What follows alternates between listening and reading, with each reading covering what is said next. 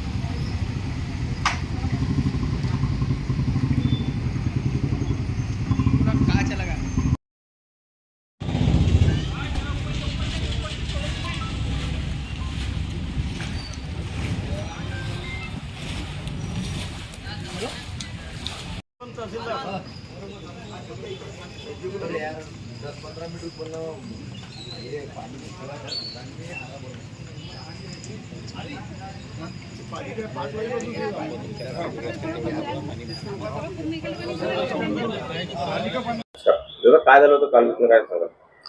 काल फक्त 1.5-2 घंट्याच्या पाण्यामध्ये पूर्णचं पूर्ण नियोजन कोसळलेले या नगरपालिकेच्या ठेकेदारांचं आणि पाईपलाईनवाल्या ठेकेदारांचं आणि नगरपालिकेचं पूर्ण नियोजन ढेसळलेलं 1-1.5 घंट्याच्या पावसामध्ये समजलं की यांचं काय काम चालू आहे.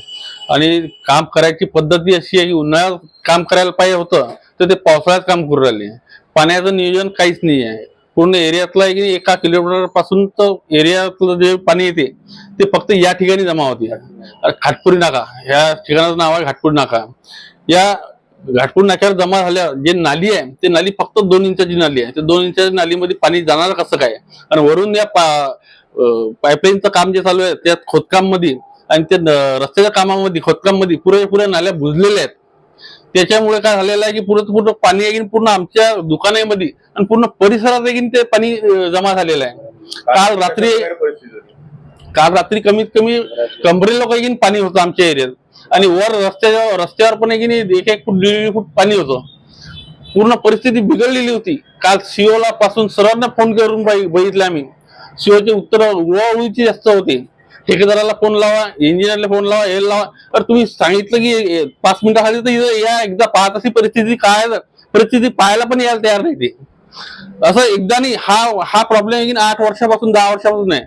इथं नालीच नाहीये. पाणी चोकोपच सुरू राहिलं सगळ्या ठिकाणी पाणी जाईन कुठं. आता आमची मागणी सर्वात पहिले तर आधी ही आहे की हे नाली पहिले अर्जंट करा मगच कुठे तुम्ही पुढच्या कामाला हात लावा. नाही तर इथली परिस्थिती इतकी बेकार आहे. एवढे संतापलेले लोक इथं या एरियातले पूर्ण आम्ही स्वतः पण जाळपोळ होईल सगळं काहीच नाही होणार. फक्त जाळपोळ होईल. आणि दिवाळीच्या सीझन मध्ये गणपतीच्या सीझन मध्ये जर आमचे नुकसान होत असेल त्या नुकसानाची जबाबदारी कोण घेऊ राहिलं? ते नुकसान भरपाई कोण देऊ राहिलं?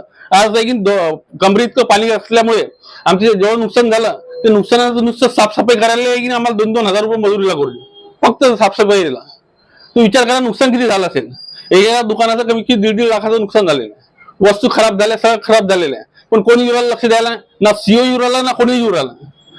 या ठिकाणी काल तहसीलदाराला पण फोन लावला, SDO ला पण फोन लावला पण इथं कोणी आले नाही. तलाठी पाठवत होते नुकसान भरपाई देण्यासाठी हा देतो म्हणून पण कोणी असं पंचनामा म्हणून करायला कोणीच नाही आला. आता इतक्या वेळ का आम्ही वस्तू ठेवणार आहे का इथं पंचनामा ठेवायला? वस्तू काय खराब झालेल्या आमच्यात. आमची इलेक्ट्रॉनिक वस्तू पासून सगळ्या वस्तू खराब झालेल्या आहे. इथं किराणा दुकान आहे, तिथं डिस्पोजलचं सामान आहे, त्यांचं पण खराब झालेलं आहे. सर्व नुकसान झालेलं आहे इथं. पण याच्यावर कोणीच ऍक्शन घेऊन नाही राहिलं. काहीच नाही विषय उरला कुणासाठी. काल रात्री संध्याकाळच्या वेळेस जो 2 तास पाऊस पडला त्या फक्त 2 तासाच्या पावसामुळे पूर्ण किसन नगर पासून गोपाळ नगर पासून पूर्ण पाण्याचा फ्लो हा घाटपुरी नाक्यावर आहे. आणि घाटपुरी नाक्यावरची जी नाली आहे आमच्या दुकानाच्या अपोजिट जागेवर यांनी रोड इतका उंच केलेला आहे. पाण्याची विल्हेवाट न लावता त्यांनी तिकडची साईड अपोजिट साईड जी उंच केली, इकडच्या साईड मधले पाण्याची विल्हेवाट न लावता पूर्ण पाण्याचा रस्ता हा फक्त या कॉम्प्लेक्स मध्ये आहे. आजही एक थेंबही पावसाचा पडला तर तो आमच्या कॉम्प्लेक्स मध्ये पाणी अशी व्यवस्था त्यांनी आम्हाला करून दिलेली आहे. काल संध्याकाळपासून रात्री आम्ही अर्ध्या रात्रीपर्यंत पाणी उपसून गेलो. इथं कोणी यायला तयार नाही. आम्ही सर्व आमदार खासदार सगळ्यांना फोन केले. आम्हाला फक्त खासनेताई आणि माजी आमदार दिलीप सानंदा या दोघांनीच सहकार्य केलं. इथं येऊन पाणी वगैरे दिलं. आता आमची मागणी हे आहे की आज रोजी हा जो त्यांचा रस्त्याचं काम आहे हे बंद करून पहिले आमच्या पाण्याचा विल्हेवाट लावावा. अन्यथा आम्ही हे सगळे आंदोलन करून हे बंद करण्यात येऊ सर्वजण. आणि आजही त्यांनी मदत द्यायची आम्हाला ठरवलं होती. अजून त्याचा यायचा पत्ता नाही. इथं काही आलेले नाहीये.